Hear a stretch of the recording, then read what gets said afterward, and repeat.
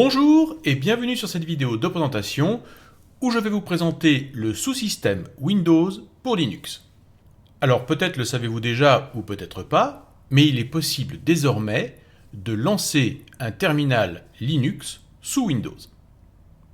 Et ceci n'est pas de la virtualisation, mais c'est bien un sous-système, c'est-à-dire qu'en fait, c'est un petit peu comme le PowerShell de Windows, c'est-à-dire que Windows va considérer quasiment Linux comme une application qui est installée sur son système. Et donc nous allons avoir les deux noyaux qui vont cohabiter, celui de Windows et celui de Linux.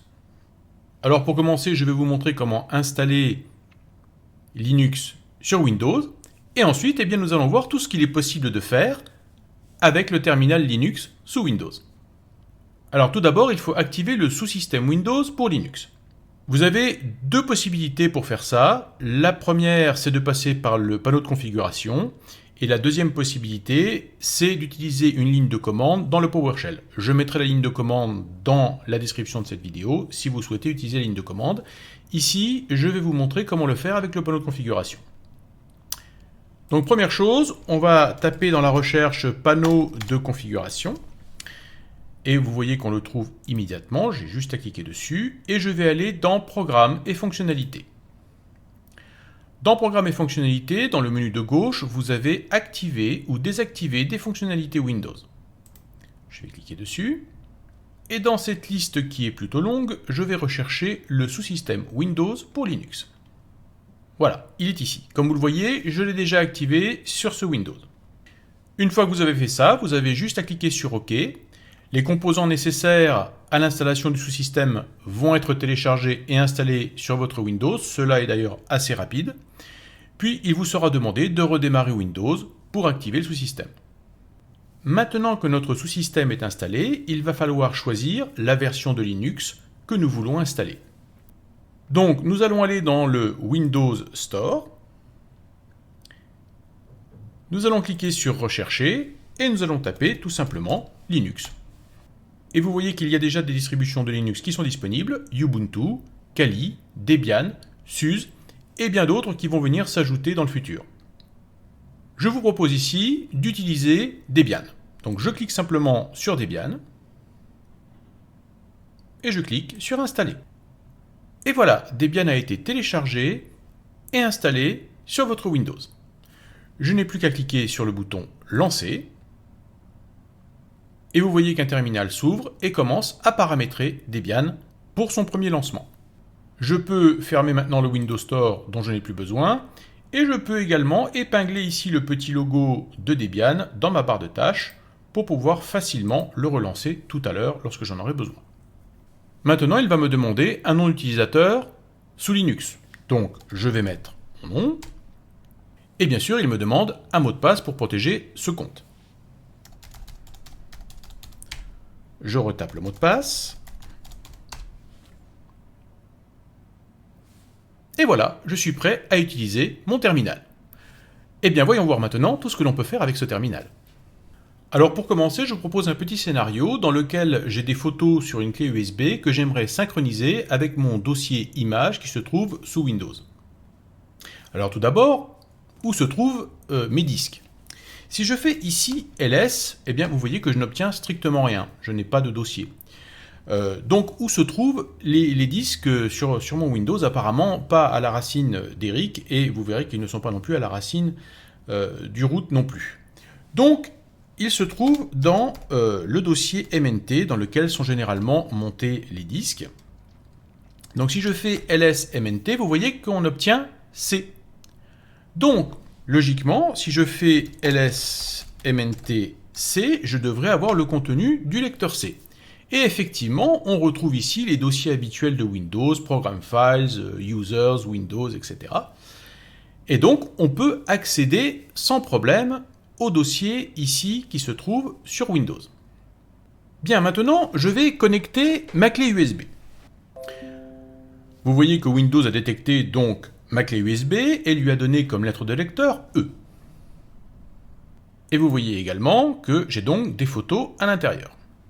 Donc retournons à notre terminal et nous allons taper ls mnt et voir ce qu'il y a dedans. Et vous voyez qu'il n'y a toujours que C. Je ne vois pas le lecteur E. Alors, comment faire pour monter mon lecteur E sous Linux ici? Vous allez voir, c'est très simple. Je vais d'abord commencer par passer en root. Donc, je fais sudo i. Je vais taper mon mot de passe. Et je vais nettoyer un petit peu mon terminal. Alors la première chose à faire, c'est de créer un dossier dans MNT qui va nous permettre de monter ce lecteur E. Donc je vais faire mkdir et je vais faire mnt E. Alors bien sûr, je vais garder la même lettre pour le dossier E de façon à ne pas faire de confusion et ne pas me tromper. Il vaut mieux garder la même lettre. Voilà, donc j'ai créé un dossier E dans MNT dans lequel je vais monter donc mon disque. Et je vais faire mount, comme on en a l'habitude sous Linux habituellement. Comme type de disque, je vais mettre drvfs. Je vais indiquer que c'est E deux points, donc ma clé USB. Et vous voyez qu'ici, on le fait un peu comme sous Windows, on met E deux points. Et puis ensuite, je vais indiquer là où je veux monter mon disque, mnt E. Voilà. Donc voyons voir maintenant si j'arrive à accéder au contenu de ma clé USB. Oui, vous voyez que mes images apparaissent sans problème. Donc maintenant, j'aimerais utiliser l'outil R5 qu'on a habituellement sous Linux pour pouvoir synchroniser mes images qui se trouvent sur ma clé USB dans mon dossier images de Windows. Mais comme ici, nous sommes sur une installation vraiment minimale de Debian, tous les outils ne sont pas installés. Du moins, pas tous les outils qu'on a l'habitude d'avoir sur une installation complète d'un Linux avec le bureau GNOME ou KDE, etc. Donc, il y a pas mal d'outils qui sont absents et qu'il va falloir installer. Donc là, c'est relativement simple. Vous faites un apt install R5. Et là, vous voyez qu'il se plaint qu'il n'arrive pas à le trouver. Pourquoi? Eh bien, tout simplement parce que je n'ai pas fait un apt update et un apt upgrade, comme on le ferait sur un Debian classique. Donc, je vais faire apt update pour mettre à jour mes paquets. Voilà, donc mes dépôts là maintenant sont à jour. Et je vais en profiter pour faire un apt upgrade pour mettre à jour les différents éléments qui se trouvent dans mon Debian et qui sont déjà présents. Vous voyez qu'il en a trouvé quelques-uns, je confirme, et il va nous mettre tout ça à jour, comme on le ferait sur un Linux classique. Ici, vraiment, on a l'impression d'être sous Debian. On pourrait presque oublier qu'on est sous Windows. Voilà, donc mes dépôts sont à jour, et mes paquets ont été mis à jour aussi. Donc je vais nettoyer un petit peu mon terminal. Et maintenant, je vais installer mon utilitaire R5. Donc je fais apt install R5. Et cette fois-ci, vous voyez qu'il installe sans problème l'utilitaire R5. Bien, maintenant nous allons utiliser l'utilitaire R5 pour synchroniser notre clé USB avec le dossier image de Windows. Donc je fais R5, AV, donc le chemin de ma clé USB qui est mnt E. Et maintenant, il me faut le chemin de mon dossier image. Alors pour ceux qui ne connaissent pas bien où se trouvent les dossiers de Windows, je vais vous montrer comment trouver facilement l'emplacement de vos dossiers. Si je clique ici sur Image, donc vous voyez que mon dossier est vide, je vais faire un clic droit sur Image et je vais demander les propriétés et je vais demander l'emplacement. Et vous voyez que dans Emplacement, on vous donne le chemin complet où se trouvent donc vos images. Vous voyez d'ailleurs que c'est un petit peu trompeur puisque Windows vous dit que c'est le dossier Images alors qu'en fait le dossier s'appelle Pictures en réalité sur votre disque. Et se trouve dans le dossier User et un dossier qui porte le nom de la session Windows. Mais cela vous permet facilement de trouver l'emplacement précis de ce dossier. Ça peut également vous permettre, si vous avez par exemple un second disque sur votre machine, et en particulier si vous avez une machine avec d'un côté un disque SSD qui n'a pas beaucoup de place et de l'autre un disque de 1 Tera classique, eh bien ça vous permet de déplacer vos dossiers images, documents, vidéos, etc. de Windows sur un autre disque. Donc vous pouvez utiliser cet onglet emplacement ici pour déplacer vos dossiers ailleurs. Donc vous voyez qu'on est donc dans User, Eric, Pictures. Ok, donc retournons à notre terminal. Et donc, nous allons aller dans MNT, donc le lecteur C qui est monté déjà sur Debian, donc le dossier User, le dossier Eric et le dossier Pictures. Voilà, normalement, cette commande devrait synchroniser ce qu'il y a sur ma clé USB dans le dossier Pictures. Vous voyez que ça a été très vite. Je vais ouvrir mon dossier images. Donc vous voyez que non seulement il a synchronisé les images, mais il a même synchronisé le dossier système volume information qui se trouve sur la clé USB. Donc vous voyez avec cette petite démonstration qu'il est tout à fait possible d'utiliser des outils habituellement utilisés sur Linux sous Windows. Alors ici, j'ai monté une clé USB, mais vous pouvez très bien monter tout autre type de lecteur. Par exemple, vous pouvez très bien monter un lecteur réseau. Comment faire? C'est très simple, vous faites Mount, le type toujours DRVFS, et là, vous mettez soit le nom de votre serveur sur le réseau, soit son adresse IP, donc on va dire par exemple l'adresse IP, 192.168.1.254 par exemple, et puis le dossier qui est partagé sur le réseau. Et puis ensuite, eh bien tout simplement, vous mettez le dossier MNT que vous avez créé auparavant avec mkdir, par exemple MNT partage. Voilà, avec une commande comme celle-ci, vous pouvez très bien monter un lecteur réseau que vous pourrez ensuite manipuler dans votre terminal de Linux. Alors là, nous avons vu comment utiliser des lignes de commande, mais est-ce qu'il serait possible d'afficher l'interface utilisateur d'une application qui serait par exemple en GTK? Par exemple, j'aime bien utiliser Nautilus comme gestionnaire de fichiers sous Linux. Eh bien, est-ce que je pourrais ici utiliser Nautilus sous Windows? Vous pensez que ce n'est pas possible? Eh bien, je vais vous montrer que ça l'est. Tout d'abord, on va commencer par installer Nautilus. Je vais nettoyer mon terminal et je vais faire apt install Nautilus. Je confirme. Comme vous voyez, il y a beaucoup de paquets à installer, donc ça risque de prendre pas mal de temps. Parce que forcément, ici, on est sur une installation minimale de Debian, et donc il manque beaucoup de paquets pour faire tourner Nautilus. Donc je vais accélérer un petit peu la vidéo, et on se revoit dans quelques minutes pour lancer Nautilus. Voilà, l'installation de Nautilus est terminée. Donc maintenant, voyons voir si je peux lancer Nautilus. Donc je vais taper Nautilus. Et qu'est-ce qu'il se passe? Eh bien, il me dit tout simplement qu'il n'y arrive pas. Cannot open display. Puisque normalement, le sous-système Linux n'est pas prévu pour afficher une interface graphique.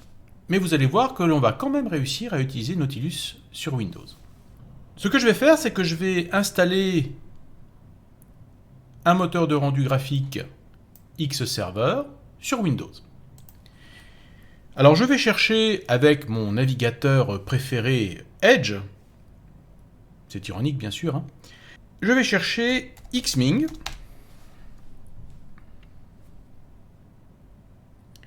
Et je vais cliquer sur Xming Xserver pour Windows que je vais télécharger. Et que je vais exécuter pour lancer son installation. Alors l'installation est très facile, hein, il n'y a rien de particulier à faire. Next, next. Pas de paramétrage particulier à faire non plus ici. On continue de faire next. Et on va juste demander à avoir un raccourci sur le bureau. Je vais fermer mon navigateur. Voilà, et bien sûr, je vais lui demander de tout de suite lancer le moteur de rendu graphique Xming. Voilà, et vous pouvez confirmer qu'il est bien lancé puisque vous voyez son icône en bas à droite dans l'icône tray de Windows. Ensuite, il va falloir que je change un paramètre de mon Linux Debian ici avec la commande export display égale 2.0. Je nettoie mon terminal et vous êtes prêts pour cette expérience ultime? C'est parti, je lance Nautilus. Et oui, vous ne rêvez pas, Nautilus vient de se lancer sur Windows. Alors maintenant, est-ce que je peux aller dans les fichiers de Windows avec Nautilus? Alors je vais aller dans Other Location, alors comme vous le remarquez, il n'est pas en français. Computer, ok. Je vais donc retrouver mon dossier MNT, et donc, eh bien, mon dossier C. Et puis je vais retrouver mon dossier User, et puis mon dossier Eric. Et puis dans mon dossier Image, c'est-à-dire Pictures, qu'on a utilisé tout à l'heure pour la synchronisation. Et on retrouve ici les images que j'ai synchronisées tout à l'heure. Je vais faire un double clic sur une de ces images, et bien sûr, il me dit que je n'ai pas l'application pour l'ouvrir. Donc vous voyez que si je veux vraiment pleinement utiliser plein d'outils graphiques qui sont sous Linux, eh bien il va falloir que j'installe toutes les applications nécessaires pour ouvrir des fichiers images ou d'autres types de fichiers en utilisant par exemple Nautilus. Cependant, il y aura certainement certaines applications qui refuseront de fonctionner correctement, bien évidemment. Mais il faut bien comprendre ici que ce sous-système Linux est capable de faire bien plus que ce que Microsoft nous en dit, en fait, et que l'objectif, eh bien, c'est d'aller encore beaucoup plus loin. Donc on n'est qu'au début de cette histoire de sous-système Linux, et vous verrez que de plus en plus, on aura pas mal de choses de l'univers Linux qui vont s'intégrer à Windows. Alors bien sûr, comme je viens de lancer Nautilus, certains d'entre vous vont peut-être se demander, mais alors sera-t-il possible un jour d'avoir le bureau GNOME sous Windows, ou même le bureau KDE ou XFCE, etc. etc. Je pense que oui. Je pense qu'on va aller... Microsoft se dirige vers effectivement cette possibilité. Et je pense que l'objectif de Microsoft ici est de fusionner les deux systèmes, de façon à ce que vous ne fassiez plus la différence. Je pense en fait que Microsoft veut totalement avaler Linux, parce que comme vous l'avez remarqué ici, lorsque vous utilisez le terminal de Linux, donc ici sous Debian, eh bien vous finissez par oublier en fait que vous êtes sous Windows, puisque vous êtes sur votre terminal habituel, avec les commandes habituelles, et vous oubliez totalement que vous êtes sous Windows et qu'en fait, derrière, eh bien, il y a toujours ce Windows de Microsoft qui, comme vous le savez, fait beaucoup de télémétrie et espionne beaucoup ce que vous faites. Donc c'est un petit peu pervers. Et je pense que plus ça va aller, plus Microsoft va faire en sorte que ceux qui ont l'habitude d'utiliser Linux eh bien, se trouvent tout à fait à l'aise aussi sous Windows, en utilisant toujours les mêmes commandes, toujours les petites habitudes qu'ont ceux qui utilisent Linux. Alors, il faut aussi voir le côté positif de la chose, c'est-à-dire que parfois, dans le domaine professionnel, on est obligé d'utiliser Windows, et on aimerait bien pouvoir utiliser des commandes comme par exemple SSH pour pouvoir faire de l'administration à distance de machines ou de serveurs. Et donc c'est quand même plutôt sympathique d'avoir le terminal comme ça sous Windows sans avoir à faire du dual boot ou avoir une deuxième machine, et de pouvoir donc rapidement utiliser du SSH pour faire de l'administration sur une machine.